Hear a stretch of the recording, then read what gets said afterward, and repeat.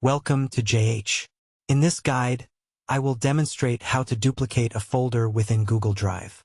To start, let's create a new folder. I'll name mine My Folder and click Create. You can add any content you like to this folder.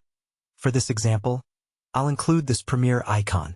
Because Google Drive doesn't provide a direct duplication tool to conserve storage, we have to use a specific workaround. First, right-click the folder and select Download. Wait for the system to zip the files, then save it to your downloads as My Folder. Next, go to your Downloads folder and unzip the file. Once extracted, drag and drop that folder back into the Google Drive interface. An Upload menu will appear. Make sure to select the option to keep both folders and then hit Upload. As you can see, the folder has been successfully copied. You can distinguish the new version by the number shown in brackets. Thanks for watching.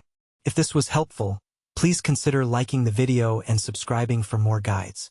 See you in the next one.